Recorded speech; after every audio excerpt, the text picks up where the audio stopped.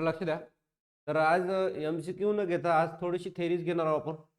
आणि थेरीमध्ये आपण पाहणार आहोत. पहिले तर आपण DC करंट पाहिला होता. DC म्हणजे असा करंट जो बॅटरीमधून येते.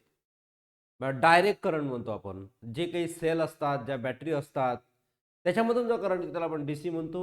DC करंट हा जो असते, हा करंट स्टोअर्ड करंट असते. म्हणजे AC मधून DC मध्ये कन्वर्ट केलेला असतो. जसं इन्व्हर्टर असते. आपल्या घरी आपण जे इन्व्हर्टर यूज करतो, तो इन्व्हर्टर काय करते, की जो काही करंट येते, AC करंट, अल्टरनेटिव्ह करंट असते, तो करंट घेते आणि त्याला कन्वर्ट करून DC मध्ये कन्वर्ट करते. DC करंटला पॉझिटिव्ह आणि निगेटिव्ह असं असते. AC ला पॉझिटिव्ह आणि निगेटिव्ह नसते. AC आणि व्होल्टेज हे दोन्ही गोष्टी आपल्याला बॅटरीमधून भेटतात. सिमिलरली अल्टरनेटिव्ह करंटमधून पण तसंच असते. अल्टरनेटिव्ह करंट पण तुम्हाला सांगितलेलं आहे मी, झालंय आपलं 230 व्होल्ट अल्टरनेटिव्ह करंट असते. त्याचा डिफरन्स आपण पाहिला होता, तरी पाहून घेऊ आपण. डायरेक्शन पहा. DC करंटचं वन डायरेक्शन असते. DC करंट हा डायरेक्ट करंट एका डायरेक्शनने जाते.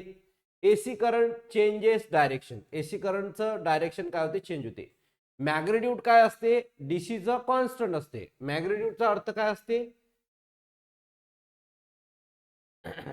हा जो असते, हा असते मॅग्नेट्यूड. मॅग्नेट्यूड म्हणजे व्हॅल्यू. मॅग्नेट्यूड म्हणजे काय होते, व्हॅल्यू. याची व्हॅरीज विथ टाइम. जसं तुम्ही ऐकलं असेल की व्होल्टेज जे आहे ते फ्लक्च्युएट करत आहे, तर AC जो असते, एसीचं जे असते ते असते 230 व्होल्ट. किती असते, 230 व्होल्ट असते. आणि त्यालाच आपण किती म्हटलेलं आहे, 50 हर्ट्ज. किती म्हटलेलं आहे, 50 हर्ट्ज. 230 व्होल्ट किंवा 50 हर्ट्ज एवढं व्हॅल्यू असते एसीची. Waveform straight line. याचे वेव्हफॉर्म जर पाहाल तुम्ही, तर ते स्ट्रेट लाईन मध्ये येते. कोणाचे, डीसीचे वेव्हफॉर्म स्ट्रेट लाईन मध्ये असते. याचे वेव्हफॉर्म, एसीचे वेव्हफॉर्म जे असते ते असे अल्टरनेटिव्ह असतात. ठीक आहे. फ्रिक्वेन्सी याची 0 असते. फ्रिक्वेन्सीचा अर्थ असा, जसं याची फ्रिक्वेन्सी पहा, याला फ्रिक्वेन्सी म्हणतो आपण. इथपर्यंत हे फ्रिक्वेन्सी आहे. जर समजा आपण असं म्हटलं, याची पहा, याची फ्रिक्वेन्सी हे कमी, हे फ्रिक्वेन्सी कमी. आता हे फ्रिक्वेन्सी जास्त, हे फ्रिक्वेन्सी खूप जास्त, गॅप जास्त होणार, फ्रिक्वेन्सी जास्त. मग हे कशात, तर ही फ्रिक्वेन्सी इकडे 0 असते, म्हणजे याच्यात फ्रिक्वेन्सीच नसते. पण हॅज फ्रिक्वेन्सी, याच्यामध्ये फ्रिक्वेन्सी असते.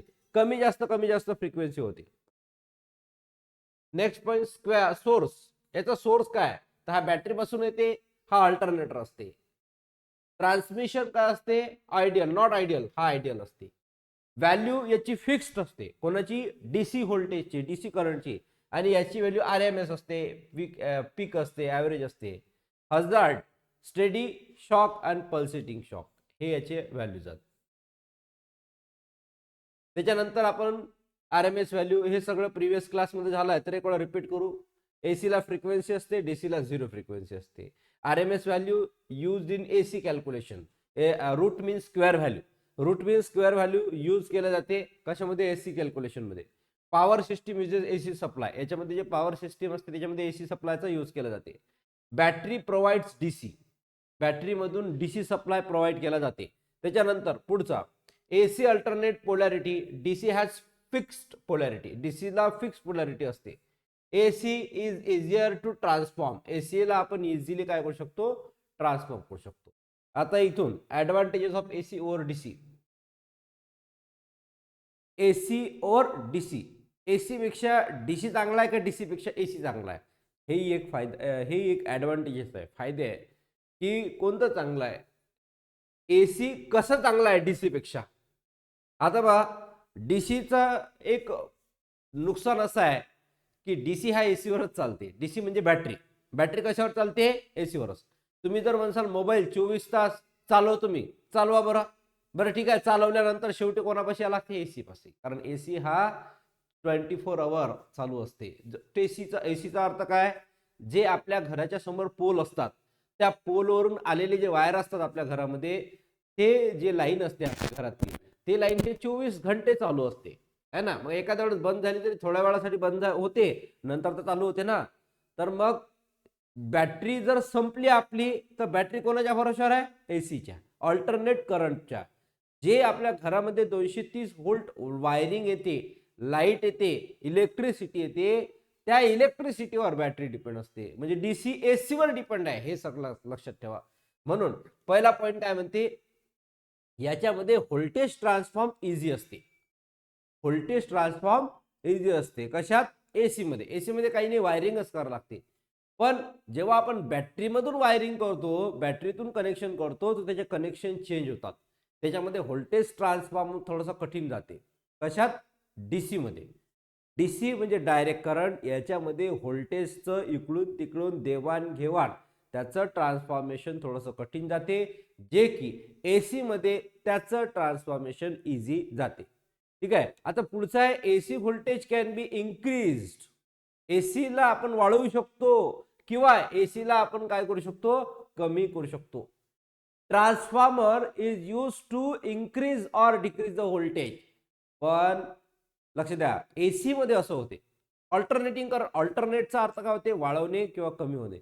पण हे ट्रान्सफॉर्मेशन व्होल्टेजच्या थ्रू आपण करू शकतो. म्हणजे आपल्या घरामधील जे इलेक्ट्रिसिटी आपल्या घरामध्ये येते बाहेरून 230 व्होल्ट वाले, ते कॉन्स्टंट नसते. कधी 200 असते, कधी 180 असते, कधी 120 असते, कधी 210 असते. तर ती कॉन्स्टंट नसून ते कमी जास्त व्होल्टेजच्या होत असते. तर हे एसी मध्ये होऊ शकते, डीसी मध्ये होऊ शकत नाही. डीसी मध्ये व्होल्टेज कॉन्स्टंट असते, कारण ते एका बॅटरीतून एका बॅटरीमधले जे हे असतात केमिकल, त्या केमिकल मधून ते इलेक्ट्रिसिटी येत असते आणि म्हणून ते कॉन्स्टंट नसते. DC can not be transform without complex electronic circuits. जर सर्किट असेल तर त्या सर्किटमधून डीसी म्हणजे डायरेक्ट करंट, म्हणजे बॅटरीमधून करंट हा कॉम्प्लिकेटेड सर्किटमधून इकडून तिकडे आपण पाठवू शकत नाही. जसं बॅटरी घेतली आपण फॉर एक्झाम्पल, ही आपण कन्सिडर केली की ही काय बॅटरी आहे. बॅटरीचा सिम्बॉल असा असते प्लस मायनस. आता इथं कॉम्प्लिकेशन सर्किट आहे. समजा फॉर एक्झाम्पल इथं एक सर्किट आहे, इथे एक सर्किट आहे. ठीक आहे, हा सर्किट आहे, हा सर्किट आहे. तर या कॉम्प्लिकेशन सर्किट मधून आपण याला काय ट्रान्सफॉर केलं तर इथं डीसी जो आहे तो फेल पडते. कॉम्प्लिकेशन वाढतात डीसी मध्ये. पण ते जर एसी सप्लाय मध्ये झालं तर एसी मध्ये कुठून कसंही पाठव, कशी सर्किट करा, याला काही फरक पडत नाही. हा डायरेक्टली काय करते? ट्रान्सफर करते एसी मध्ये. म्हणजे डीसी मध्ये हा प्रॉब्लेम जाते. पुढचा, efficient long distance transmission. Efficient long distance transmission म्हणजे जर इलेक्ट्रिसिटी तुम्हाला जास्त दूर पाठवायची असेल तर अल्टरनेटिंग करंट मध्ये पॉसिबल आहे. जे एसी 230 व्होल्टेज आहे त्याच्यामध्ये आपण इलेक्ट्रिसिटी जास्त दूर पर्यंत नेऊ शकतो. समजा 1 किलोमीटर 2 किलोमीटर तुम्हाला वायर थ्रू न्यायचं असेल तर देऊ शकतो आपण. पण तेच जर समजा मी इथं बॅटरी ठेवली आणि 1-2 किलोमीटर पर्यंत वायरची म्हणजे वायरमधून इलेक्ट्रिसिटी पास करण्याचा प्रयत्न केला तर तो बॅटरी त्याचा लोडच घेत नाही. ते बॅटरी तिथंच खतम होऊन जाते. कारण की एसी व्होल्टेज मध्ये व्होल्टेज जास्त असते, पॉवर जास्त असते, त्याच्यामुळे तो कुठेही आणि कितीही लॉंग डिस्टन्सवर जाऊ शकते. पण डीसी व्होल्टेज हा जास्त दूर पर्यंत जाऊ शकत नाही. High voltage AC reduces I²R losses in transmission lines. High voltage म्हणजे व्होल्टेज जास्त असल्यामुळे हा I²R जो आहे पॉवर तो काय करते? लॉस करते. Make AC more economical for power distribution. सर्वात चांगलं व्होल्टेज जर असेल तर एसी व्होल्टेज आहे. एसी मधूनच पॉवर ट्रान्समिशन चांगला होते. आता मला सांगा बरं, मग पहिले जे यूज करत होते तर ते याच्यावरती रॉकेलवरती दिवे यूज करत होते. त्याच्यानंतर इलेक्ट्रिसिटी आली. पण इलेक्ट्रिसिटी असा की 2 दिवस इलेक्ट्रिसिटी राहत होती आणि मग बंद. मग नंतर काही दिवसांना असं झालं की रात्रभर इलेक्ट्रिसिटी राहत होती, दिवसानं बंद राहत होतं. मग लोड शेडिंग आलं, 3 दिवस लाईट बंद, 3 दिवस लाईट चालू, असं होत होतं. तर मग नंतर इलेक्ट्रिसिटी डेव्हलप करण्यात आली. इलेक्ट्रिसिटी डेव्हलप कशापासून केली? सगळ्यात पहिले इलेक्ट्रिसिटी कोळशापासून, नंतर पाण्यापासून इलेक्ट्रिसिटी डेव्हलप केली. नंतर जे गोबर गॅस असते, गोबर गॅस शेणापासून इलेक्ट्रिसिटी डेव्हलप केली. आता इलेक्ट्रिसिटी गावोगावी प्लांट चालू आहेत. कोणते? Solar plant. आणि त्याच्यामुळे इलेक्ट्रिसिटी जे आहे, ऑल्टरनेटिव्ह करंट जो आहे, एसी करंट जो आहे, एसी व्होल्टेज जो आहे, तो आता घराघरात पोहोचलेला आहे, घराघरात पोहोचलेला आहे. कारण की सोलर प्लांट आलाय. सोलर प्लांट काही 1,20,000 रुपये जर भरले आपण, तर 1,20,000ची 70,000ची सबसिडी भेटते, 70-75,000ची सबसिडी भेटते. आणि ते सबसिडी भेटल्यानंतर म्हणजे तेवढे माफ करते सरकार, बाकीचे पैसे आपल्याला भरावे लागतील तेही महिन्याचे, आणि नंतर बिल येत नाही. तर लोक सोलर प्लांट बसून राहिले. काऊन? कारण की इलेक्ट्रिसिटी इझी भेटते. मग त्याच्यापासून जे इलेक्ट्रिसिटी भेटून राहिली ती एसी करंटच करते कन्वर्ट. तर एसी करंट हा जास्त दूरपर्यंत आपण ट्रान्समिट करू शकतो, डीसी करंट आपण जास्त दूरपर्यंत ट्रान्समिट करू शकत नाही. त्याच्यानंतर पुढचा पॉईंट पहा, सिंपल जनरेशन. सिंपल जनरेशन म्हणजे एसी करंटला आपण जनरेट करू शकतो. अल्टरनेटर्स आहेत काही, अल्टरनेटर्सचा यूज करून आपण एसी करंटला जनरेट करू शकतो. डीसी करंट हा जनरेट होत नाही. Construction is simpler and more reliable than DC generator. DC generator पेक्षा एसी जनरेटर जो आहे तो इझिली तयार होते. डीसी पेक्षा एसी जो आहे तो इझिली तयार होते, इझिली बनते. Lower maintenance cost. आता डीसीची गोष्ट जर केली, समजा आता माझ्याकडे कंपनी आहे, ज्या कंपनीला रोजचं कितीतरी व्होल्टेज, कितीतरी मशीन माझ्याकडे आहे. मग त्या मशिनरी चालवण्यासाठी मी जर समजा बॅटरी यूज केल्या, तर एकच बॅटरी म्हणजे 4 लाख रुपयाची होईल त्याची. अशा जवळपास 20 ते 25 बॅटऱ्या लागतील. मग आता एवढी मोठी कॉस्ट मी लावू शकतो का माझ्या कंपनीसाठी? नाही. इथं जर समजा एक वायर आणला इलेक्ट्रिसिटीचा बाहेरून, तो वायर घेतला की झालं, पूर्ण कंपनीमध्ये तो वायर होईल 5,000 रुपयाचा. 5,000च्या वायरमध्ये सगळ्याच्या सगळी कंपनी चालवतो मी. म्हणजे इथं कॉस्टिंग कमी होते. म्हणून मेंटेनन्सही त्याला जास्त राहत नाही. काय खराब होईल? वायर खराब होईल, दुसरा वायर आपण बनवू शकतो, दुसरा वायर घेऊ शकतो.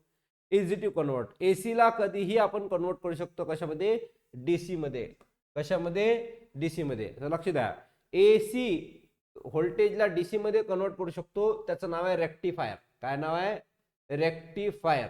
हा रेक्टिफायर, लक्ष ठेवा, तुम्हाला हा क्वेश्चन विचारूशे, रेक्टिफायर म्हणजे काय असते? तर रेक्टिफायर हे एक असं यंत्र आहे, असं एक सर्किट आहे, ज्या सर्किटमध्ये रेजिस्टर असते, कॅपॅसिटर असते, इंडक्टर असते, या सगळ्यांचं काय असते? कॉम्बिनेशन असते. मग काय करते? इकडून आपण एसी करंट देतो, हा डीसी मध्ये कन्वर्ट करते. एसी करंट देतो, डीसी मध्ये कन्वर्ट करते. हे कुठं असते? चार्जर. आपल्या मोबाईलचं चार्जर, लॅपटॉपचं चार्जर, हे जेव्हा आपण लावतो ना, तर लॅपटॉपचा चार्जर लावल्यानंतर समजा फॉर एक्झाम्पल हे चार्जर आहे तुमचं, ठीक आहे.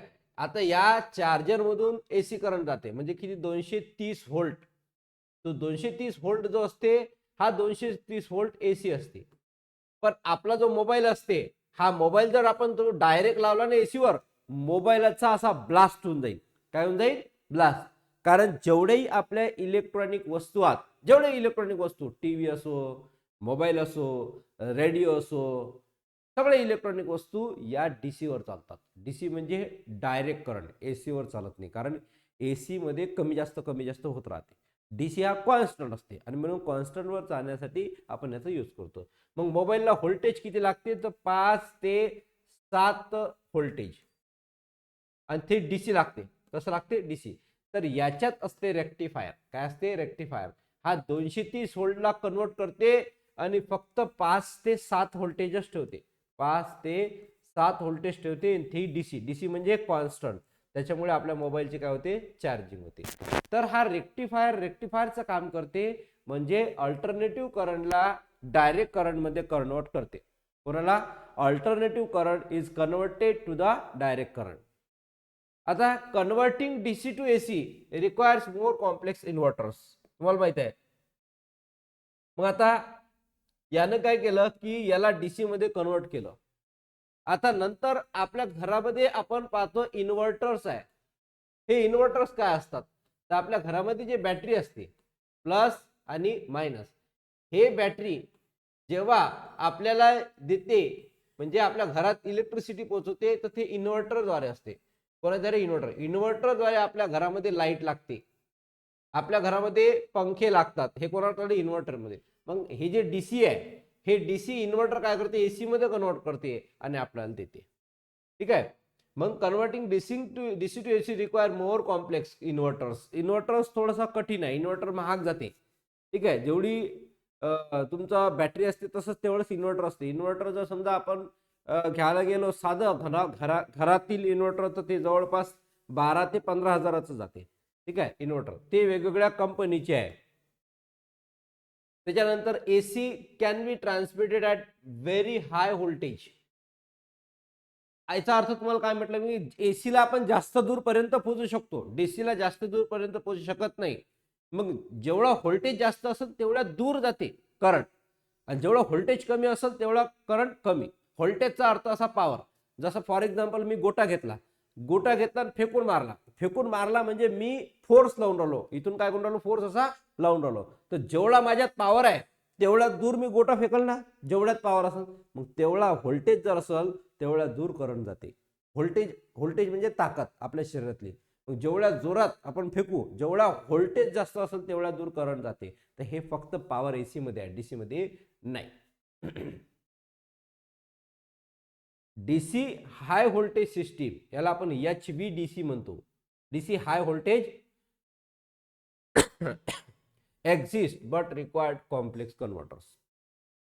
सेफ डिस्ट्रीब्युशन आपण वाटू शकतो. एसी मध्ये आपण करंट जो आहे तो कुठेही वाटू शकतो, इकडून तिकडे डिवाइड करू शकतो. पण बॅटरी मधला करंट जर आपण डिवाइड केला किंवा डीसी मधला करंट जर डिवाइड केला तर तो करंट डिवाइड होतेच, परंतु तो प्रॉब्लेमॅटिक जाते थोडासा.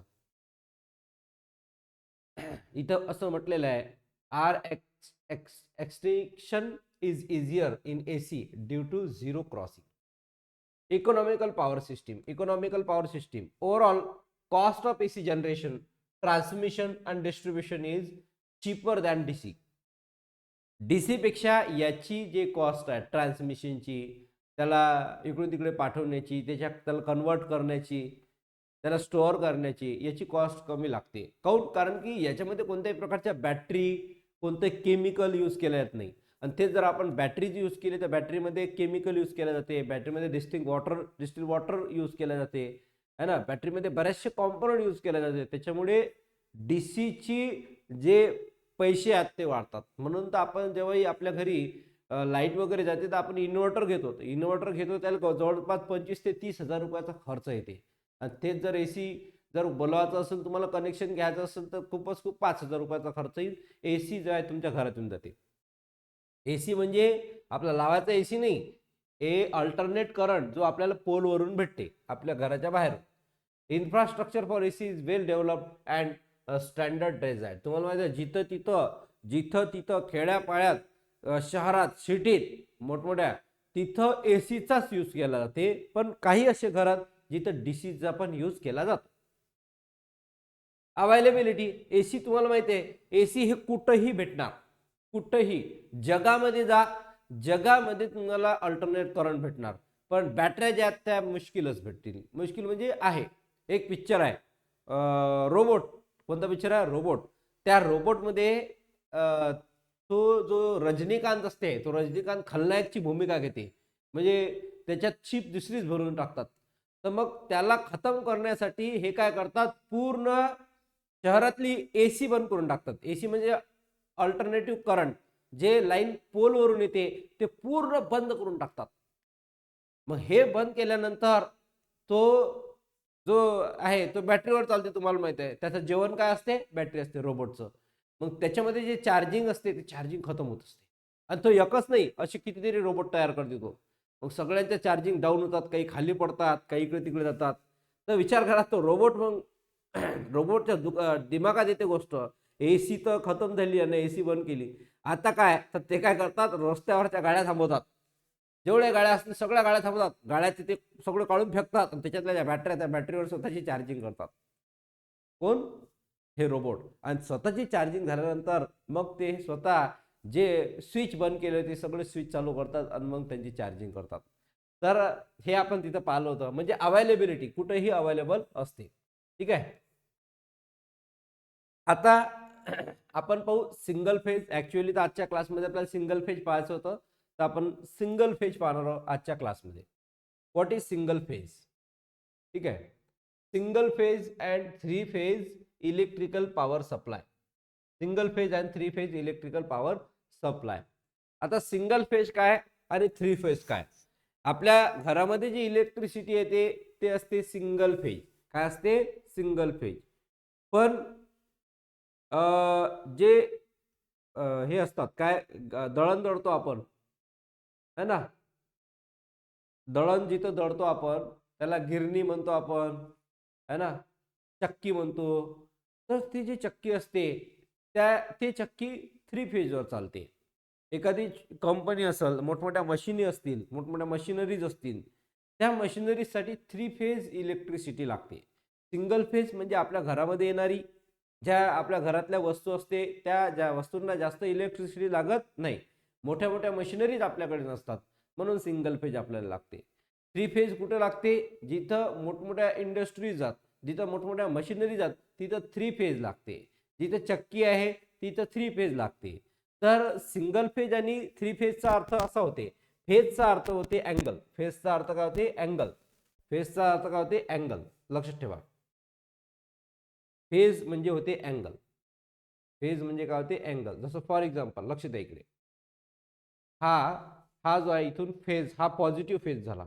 मग ह्यात जर मी इथून चालू केला तर हा निगेटिव्ह फेज होईल. हा काय होईल? Negative phase. लक्षात आला? तर हा झाला फेज. याला काय म्हणतो आपण? फेज. पण याच्यामध्ये असा डबल टिबल काहीच नाहीये. याच्यामध्ये फक्त पॉझिटिव्ह पासून स्टार्ट झाला, हा झाला एक सिंगल फेज. म्हणून याला काय म्हणतो आपण? Single phase. हा आपल्या घरामध्ये म्हणजे होम, आपलं जे घर आहे हे घरामध्ये यूज केला जाते म्हणून याला काय म्हणतो आपण? Single phase. हा कोणता झाला? Single phase. त्याच्यानंतर इकडे आहे थ्री फेज. काय? Three phase. आता थ्री फेज मध्ये वेगवेगळे फेज तुम्हाला पाहायला म्हटलं. एक तर पॉझिटिव्ह, एक तर निगेटिव्ह आणि एक सेंट्रल झिरो मधून, असे तीन फेज असतात. हे जे आहेत ना हे वेव्ह जात, एकात वेव्ह जात.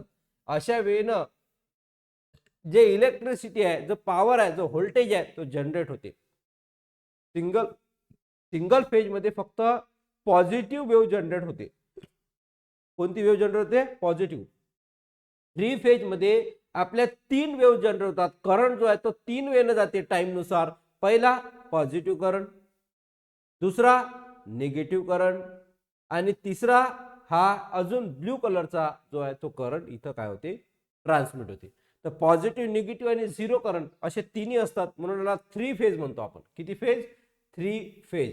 थ्री फेज म्हणतो. आणि सिंगल असते म्हणून सिंगल फेज म्हणतो. चला, what is single phase AC?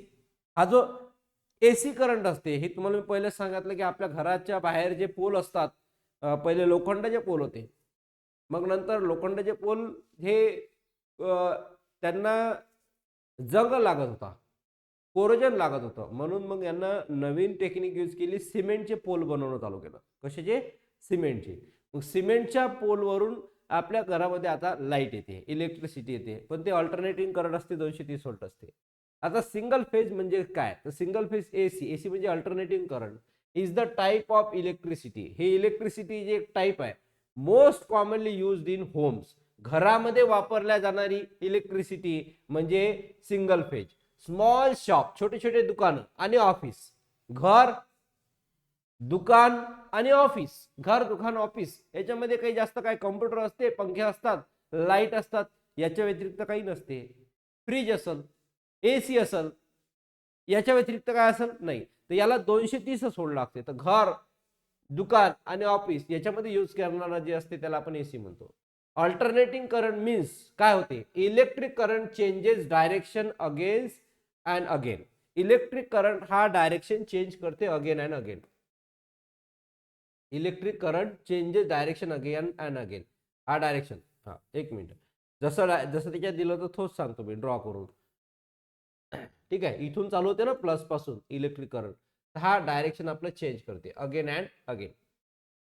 Single phase means there is only one alternating voltage supply. हा जो आहे ओनली वन व्होल्टेज सप्लाय आहे. लक्षात ठेवा, ओनली वन व्होल्टेज सप्लाय.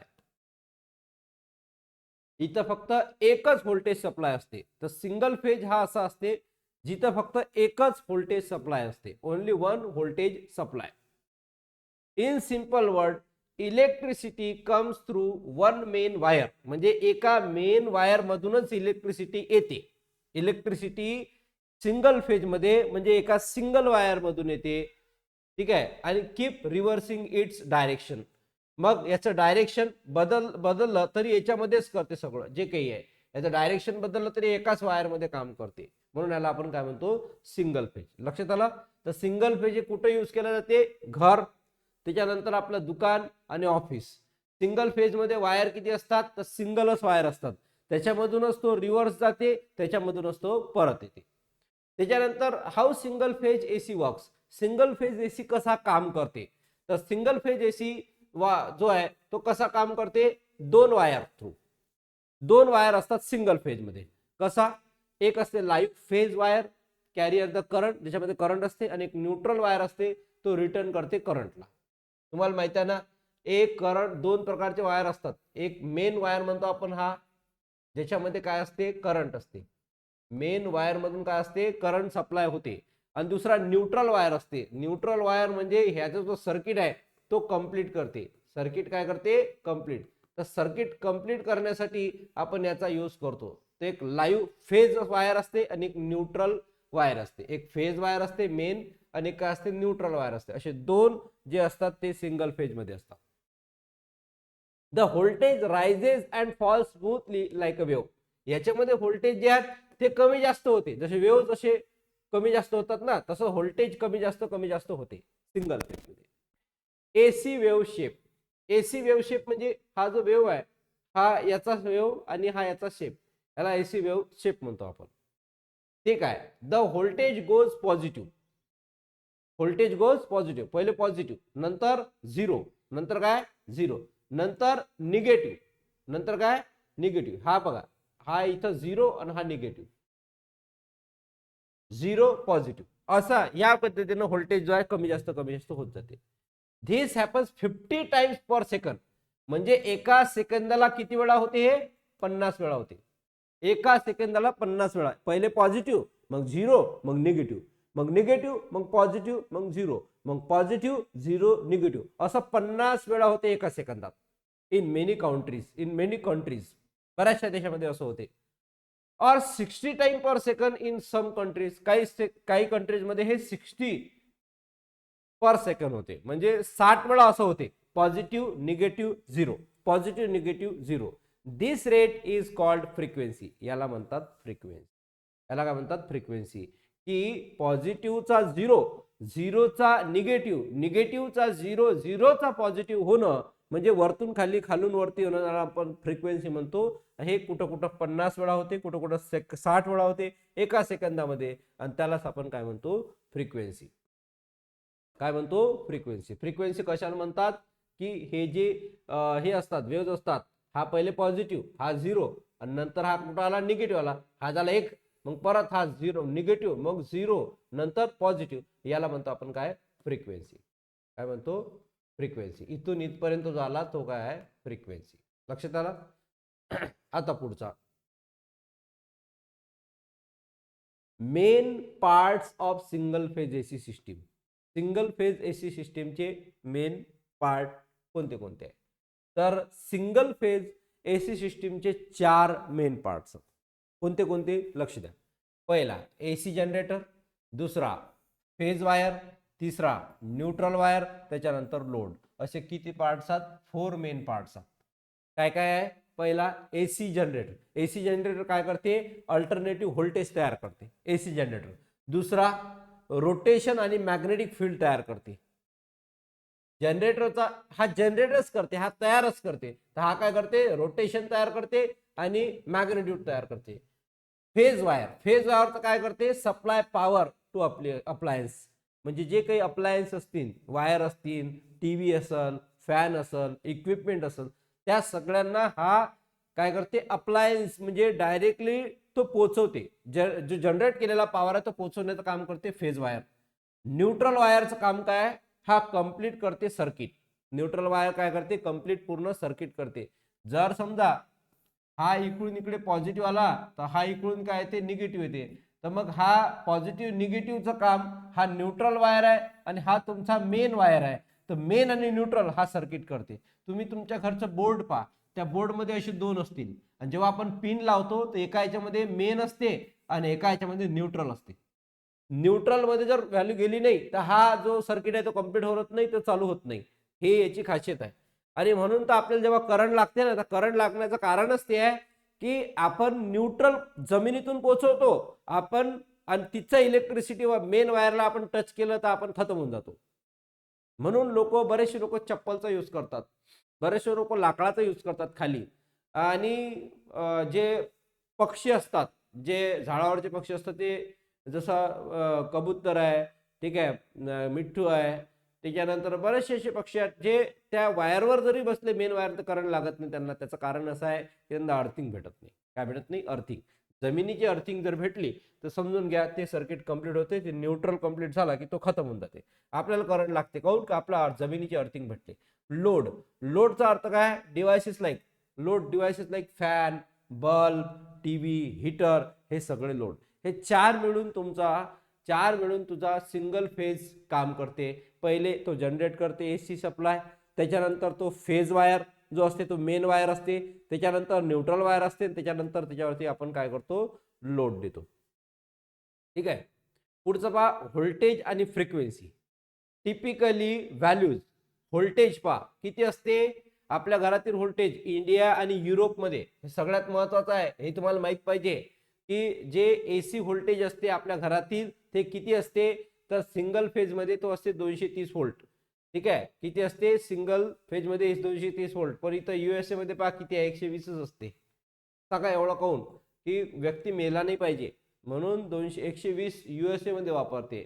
भारताच्या बाहेर जे अमेरिका आहे, अमेरिकेमध्ये 120 व्होल्टच वापरते. पण भारतात पहा 230 म्हणजे भारतवाले म्हणते भारताचे लोकच तसे आहे, काहीचा काही वापर करतात. पण तिकडे तसं नाही आहे, तिकडे पूर्ण सिस्टमॅटिक यूज केलं जाते अमेरिकेमध्ये. आणि म्हणून घरामध्ये लाईट जे आहेत, फॅन जे आहेत, ते कमी पॉवरवाली यूज केले जाते. आपल्या इकडे पहिले तर 60चे बल्ब वापरत होते, इतके वापरत होते की हद से ज्यादा. 60चे बल्ब. हीटर वापरतात, हीटर एवढे खतरनाक वापरतात की त्याला जास्तीत जास्त वीज, म्हणजे असं समजा की आपल्या भारतामध्ये आपण प्लॅनिंग करत नाही आणि अमेरिकेमध्ये प्लॅनिंग करून यूज केला. आता विचार करा बरं, 230 व्होल्ट हा जास्त आहे की नाही? 120 हा व्होल्टेज कमी आहे की नाही? तर कमी व्होल्टेज मध्ये काम करतात कोण? युएसए मध्ये सर्वात जास्त फोर व्हीलर आहात.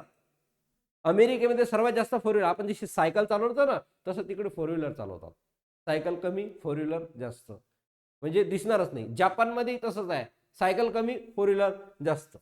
टू व्हीलरही कमी, टू व्हीलर नाहीच्या बरोबरीतच आहे तिकडे. तिकडे फोर व्हीलरला सर्वात जास्त महत्व देतात. कुठं? युएसए मध्ये. दुसरी गोष्ट, फ्रिक्वेन्सी मध्ये लक्षात ठेवा, 50 हर्ट्स किंवा 60 हर्ट्स, 50 हर्ट्स और 60 हर्ट्स, हे एवढं असते. लक्षात ठेवा, 50 हर्ट्स और 60 हर्ट्स. पॉवर पहा, सिंगल फेज एसी मध्ये पॉवर कसा असते? डिपेंड करते व्होल्टेजवर, करंटवर आणि पॉवरवर. पॉवर फॅक्टर काय असते? लक्ष द्या. पॉवर फॅक्टर म्हणजे होते हा आहे पॉवर ताकद कशी येते? Voltage into current. व्होल्टेज जो आहे तो व्होल्टेज समजा 50 व्होल्ट व्होल्टेज असेल आणि 20 एम्पियर करंट असेल तर 5 दुनी 10. तर इथं काय झाले? हा मल्टिप्लाय करते. काय करते? मल्टिप्लाय करते. इथं 10,000 येतात है ना. 50 5 दुनी 10, 1000, 10,000 नाही, 1000 येतात. 5 दुनी 10 आणि 2 0. तर इथं व्होल्टेज आणि करंट या दोघांचं मल्टिप्लिकेशन किती काय होते? पॉवर होते. ठीक आहे. नेक्स्ट,